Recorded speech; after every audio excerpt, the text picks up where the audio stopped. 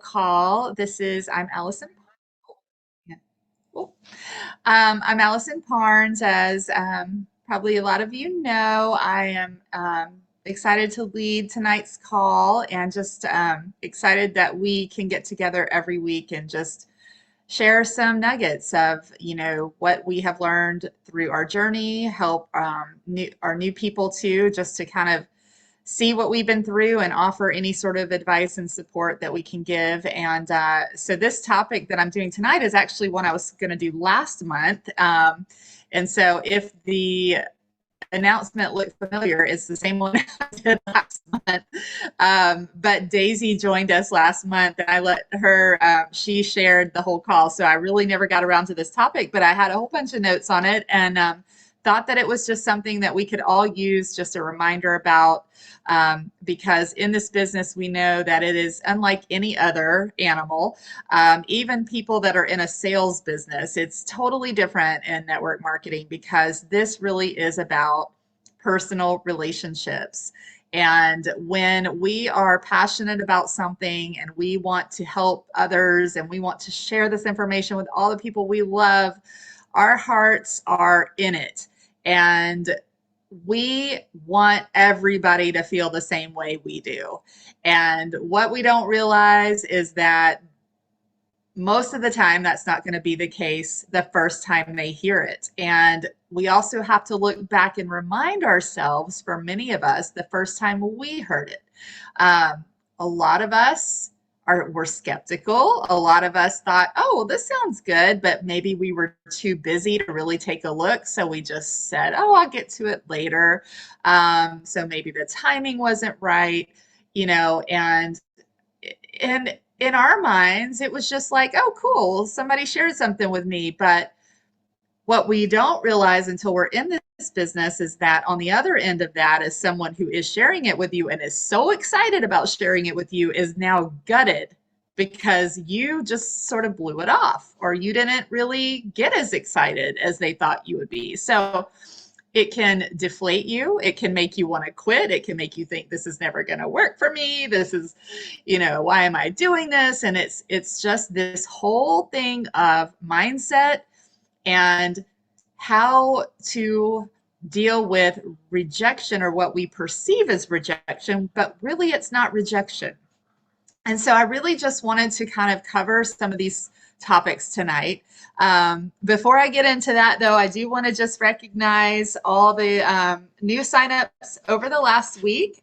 Super excited about some distributors who got new customers and even a couple of new distributors. So first we have Jean Sonnenfield just signed up a new distributor. Welcome, welcome. Kat Fisher is her name. So hopefully we will get to see her on one of our team calls. But welcome, Kat. So excited for you to be a part of the team. Jenny Field is rocking it as usual, getting her customers every week. She got 2 this week. Britta Larson, who's a new distributor under Evelyn Orenbuck. She was signed up last week, already has a new customer.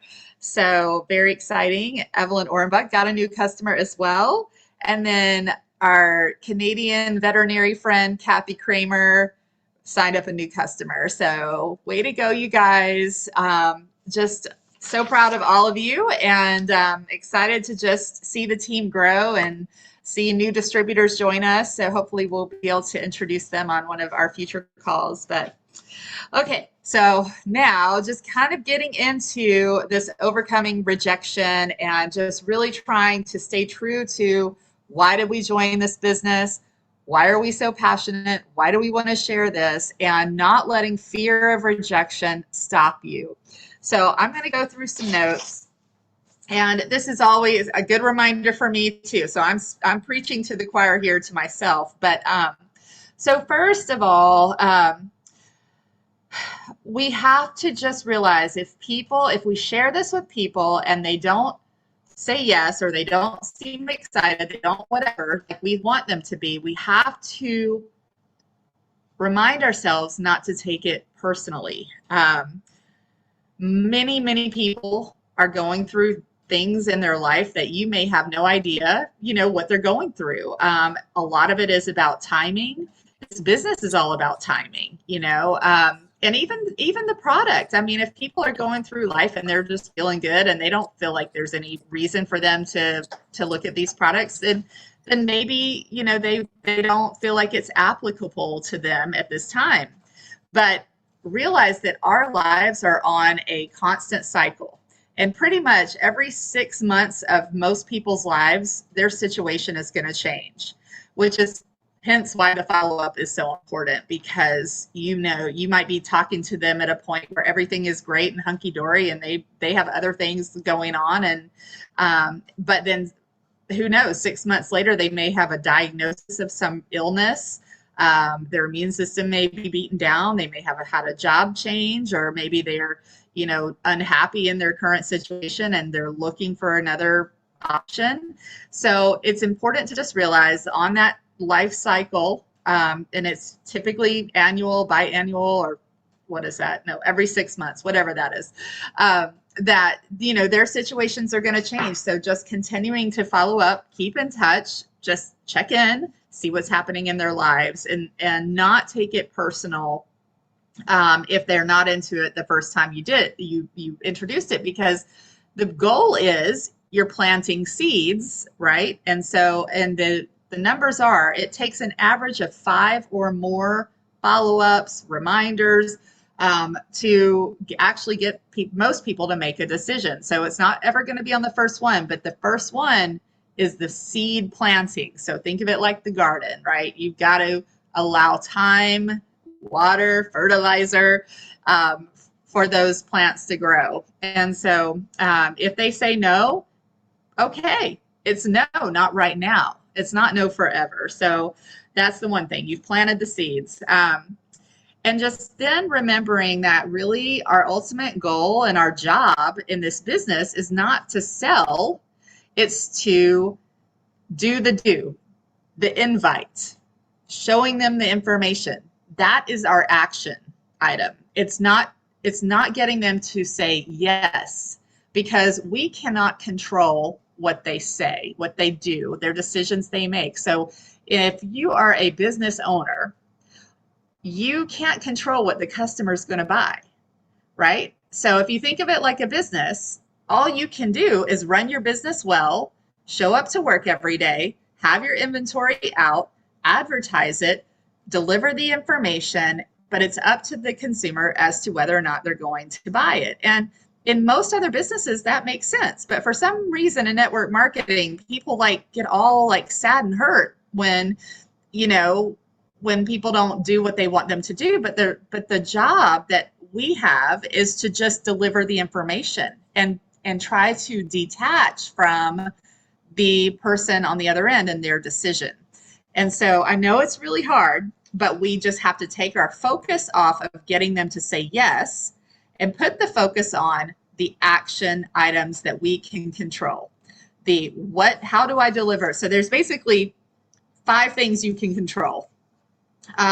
So those 5 would be, who do I show this to?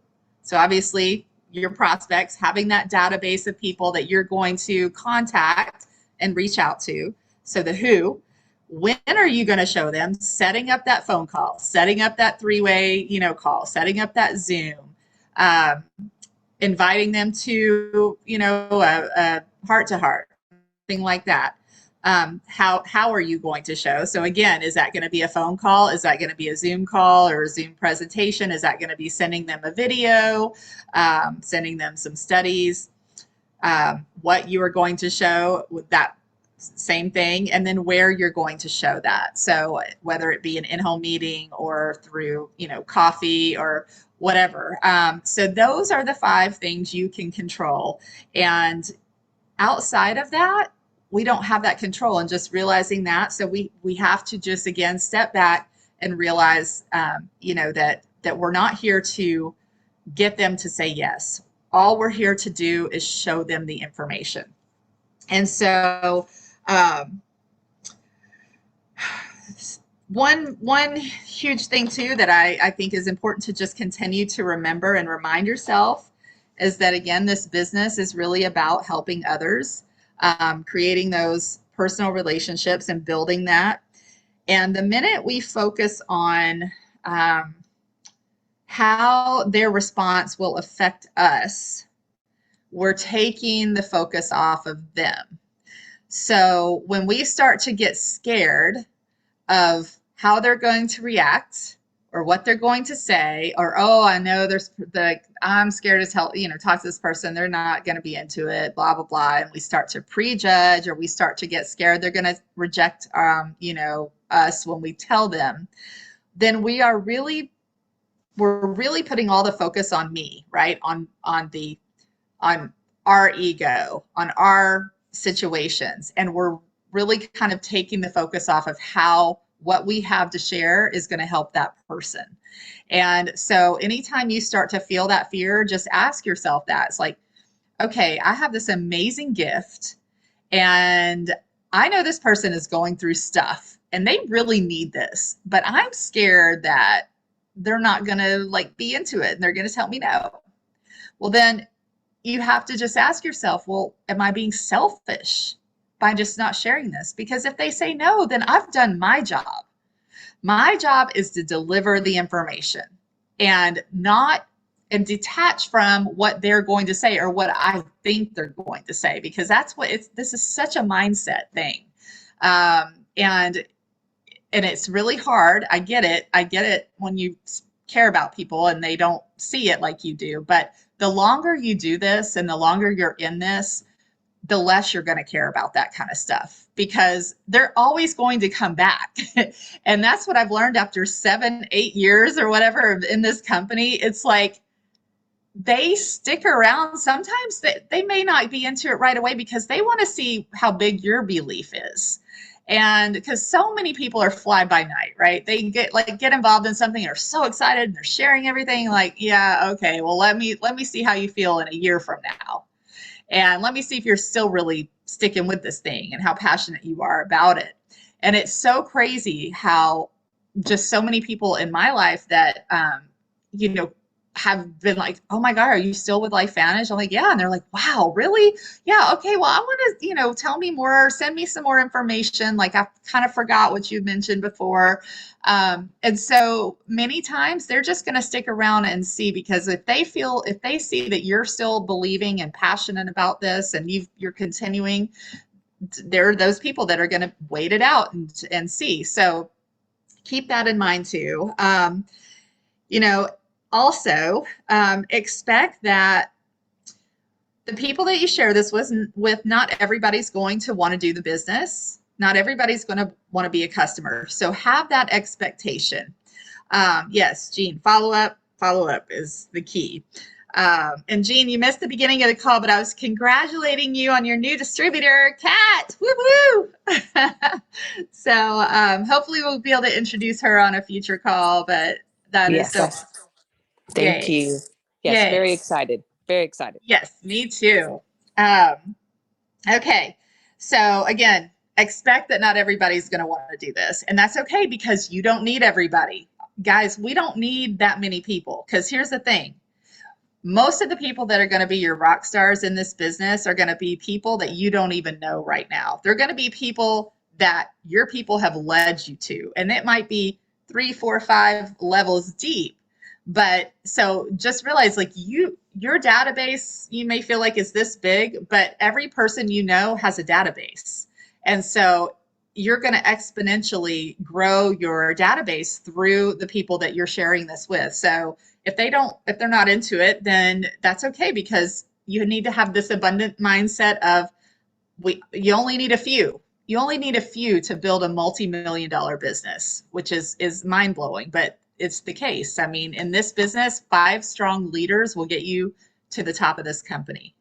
Not 100, not 200, but 5 strong leaders under you can build this thing to multi-million-dollar business. So also expect that people might be just too focused on themselves and they're not going to be interested in what you're doing, because they are busy they have busy lives, and they can't take the time to like think about one more thing to add.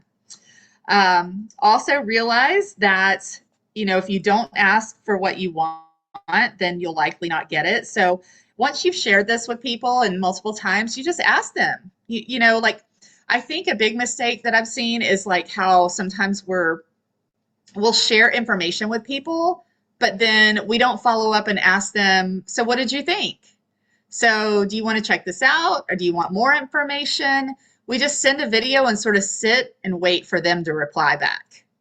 And many times they're not going to. So it's important that anytime you share a tool that you need to, within 24 hours, you know, get back with them and say, what, you know, what did you like about that? What questions do you have?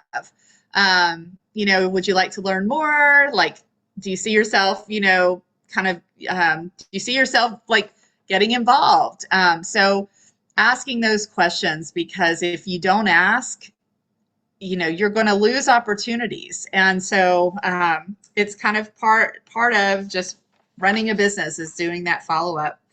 And so this was a really good quote that kind of going along with all this about how we get so excited to share this when we first, you know, sign up. We're like stoked about it. We want everybody else to be. And then the minute you get like somebody that you think is going to be awesome, like, oh my gosh, she's going to totally like want to do this with me, and they say no, then you start to doubt yourself. You start to think, I'm never going to be successful at this. And this is a really good quote. It says, rejection doesn't cause disappointment.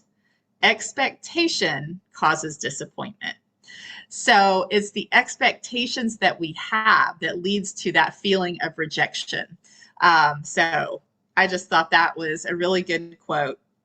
And then also to keep in mind, and I feel that this is 100% true, the people that you think are most likely going to do this with you are the ones that aren't.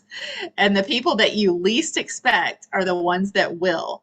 And that's why it's so, so important not to prejudge your prospects, because you never know what's going on in that person's life. And if they've literally been praying for something to help them. Just today, I was talking to somebody on our team who she said, Alisan, I'm so excited. And this is a distributor who she's kind of gone in and out, you know, of like being active and not being active. And she has a real, you know, like block when it comes to technology and, you know, doing all the like the apps and the yada, yada. But anyway, she goes, Alisan, I'm so excited. I think I found someone that's like, I think we're an answer to each other's prayers. And she said this woman that she knows who's like a computer genius. She's a substitute teacher. She's got actually 2 jobs right now, and this woman on our team, the distributor, has been talking to her about LifeVantage, and you know, she's like, well, it sounds interesting, but she wasn't really kind of like digging into it. And then she literally came to my friend today and said, I have got to find something to supplement my income. And my friend was like, duh, what do you think I've been telling you about for the last month? And it was like all of a sudden this light bulb went on, you know, like she's like, wait, really? And it's just so funny because it's like, you know, the seeds were being planted through the whole month. And I think like that was going into her subconscious. And she's like, I don't know how I'm going to be able to work another job on top of the 2 jobs I'm already working, but I need something to supplement my income. So that was the perfect little like way for her to remind her of, hey, this is something that could really do that for you. And so we're supposed to get on a 3-way call tomorrow, but again, you know, how that follow-up can be so powerful there. So all right, so how to handle rejection. So these are some really good tips. Number 1, get comfortable being uncomfortable. Nobody wants to be uncomfortable, but if you don't get uncomfortable, you're never going to move into that next level. Being told no isn't comfortable, but it is necessary in order to build a successful business. Number 2, as I've said, don't take it personally. Remember, people are not rejecting you. If they were rejecting you, they probably wouldn't have met up with you to listen in the first place. So it's like, It's like the whole analogy of offering someone coffee. You want coffee? No. Are you going to get super sad and like feelings hurt if somebody says they don't want coffee that you offer them? Um, so they're not rejecting you.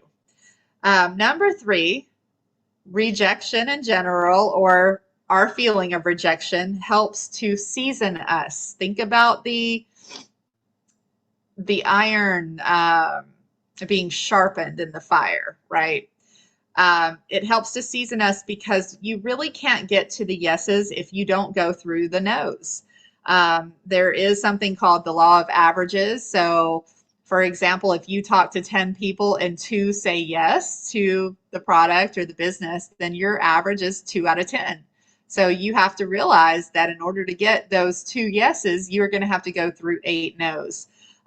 If you want to get 4 yeses, you're probably going to have to go through 16 nos. And so as your, again, mindset, as you're getting those no's, okay, well, my average is, whatever that is going to be different for everybody. Okay. And it's going to get better the longer you do it, the more you practice it.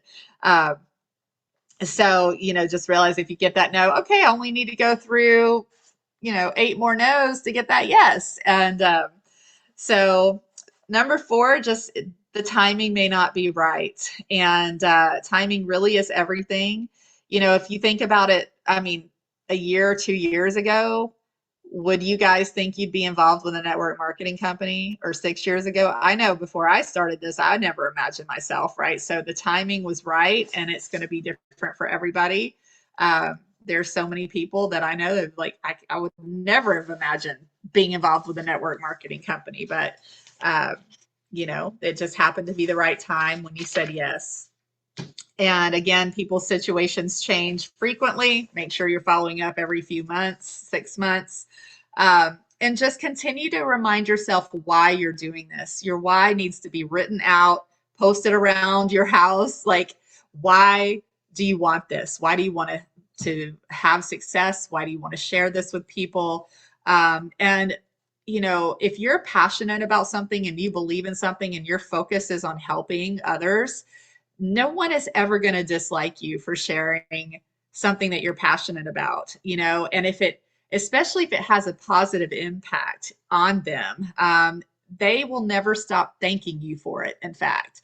So that's the beauty of this, is that when you make a difference in someone's life by sharing this, that the gratitude that you get in return from those people, it's like makes every no in the world worth it. To change one person's life, to hear one person's testimony, it makes everything worth it. You'll take 1,000 no's to get that one person who said, "Thank you so much. You were an answer to my prayers. You changed my life by just sharing this with me." And that's truly the goal. And remembering why you're doing this every time you start to get scared. Uh, Also, people that are in this for a while and feel like they're not making enough money or the money they thought they would, etc., and they start to feel like, I'm just not successful yet. I've been doing this, and why am I not having success? This kind of mindset really can be harmful to your professional and personal life. And I think it's really how you define success. Money is not necessarily success.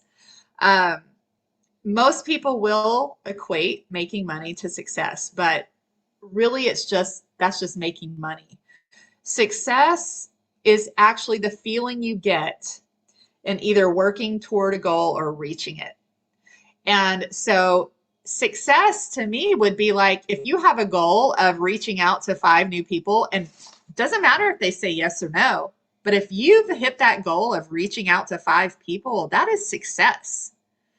And if you're doing that consistently every week, the money will come. So success and money are not equal in so many ways, because this is a growth journey. And as long as you continue to grow yourself, the money will come. So just celebrate your wins. Celebrate when you actually follow up with doing what you say you're going to do. And that really has nothing to do with money. So it's just that feeling of, wow, I accomplished something, because that's going to improve your posture. That's going to help you get better at what you're doing, better at sharing.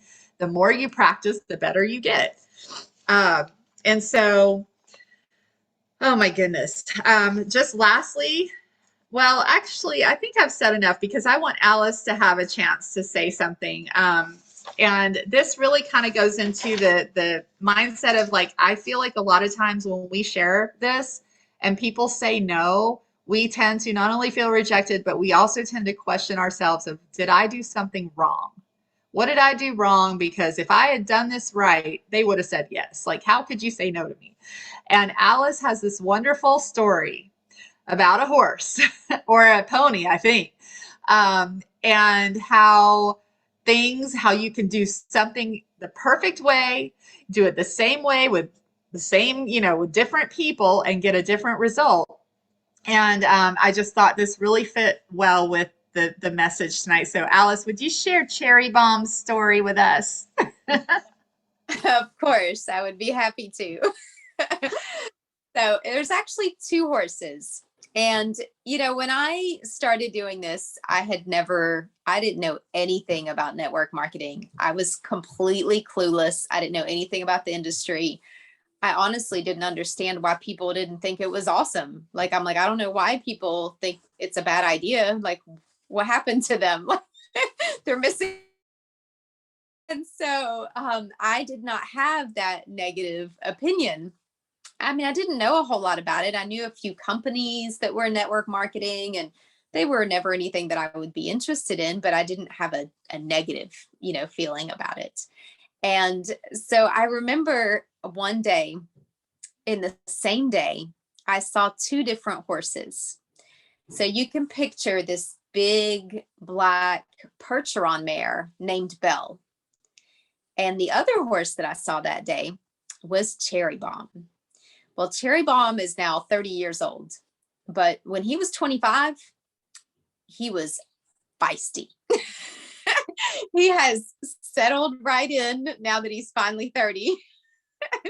But when he was 25, he was something else. He is a miniature horse stallion with a lot of hair and a whole lot of attitude. And when I would come near him with a needle, he would explode. There would be flying legs. There would be some mane and forelock, like getting slung and the head slinging and all of that stuff. Like, he was all that and a bag of chips. And he didn't want anything to do with anything that I had to offer. And it takes a lot of patience to deal with Cherry Bomb. You have to breathe. And you just have to follow up over and over. Because he's like, heck no. Oh my goodness. And I tell you what, it took about 6 years worth of follow-ups before Cherry Bomb became my friend. And now I can give him an IV shot without him trying to kill me. But that same day, I showed up at an appointment, and the owners flaked out and forgot to call the caretaker, and there was nobody there to help me. And I had to go in and vaccinate this mare. Or give her shots. I can't remember what it was. And I couldn't even find a halter. And so I ended up just going over the fence, walking up to her, and I might have been pulling blood. I can't remember the details. But anyway, I stuck her with a needle with no halter on. And she just kind of like turned her neck and looked at me. And then she was like, okay. And it was easy peasy. And she weighs like 20 million Cherry Bomb ever wished he would weigh. I remember thinking, oh my gosh, I had the same thing to offer to both of them. Both of those animals, I had the same degree of experience, giving them the same medication or the same vaccines, right? My intentions were good. My intentions were to help them in whatever way that information that I have acquired and with the experience that I've acquired. And it didn't matter how knowledgeable I was, how right I was, how much experience I had, or what was in that needle. The difference was their baggage. right? The black Percheron mare was like, I'm not sure what you're doing, but okay. Cherry Bomb had past experiences with another vet. Something I had no control. And so it wasn't just that they were two different horses. They were two different horses with different personalities, with different stories, with different backgrounds, and different baggage. And it wasn't anything that I did, right? I did the same thing with both animals with the same attitude to try to help them. And I got a completely different result. Just, it's like the nature of the beast, right? Like we can't, the people's baggage, their prior experiences. We can't control the last time they were invited to look at an opportunity. It may have not been a great one, or maybe they got burned, or maybe their brother's neighbor did some company, didn't stick with it more than a couple months, and it was a scam. I mean, there are some companies out there that go up and they, don't actually have a product, and they really are not legit companies, and then they crumble, and then people are like, oh, I've been burned. I mean, I have a friend that happened to, and it was supposed to be like the next big thing, and his friends kind of like, really talked it up, and they were really excited, and he jumped on board, and like the Better Business Bureau took it down. Because there was no product. So, it's important to go over, why our company is different. And, but he didn't want to listen to that, because the bottom line was there was no way that he was going to do it again, because he was so embarrassed that he had, told all of his friends and family about this company that didn't turn out well. And I can't fix that. I can't help that, but I can still tell him that he needs to take Protandim every day.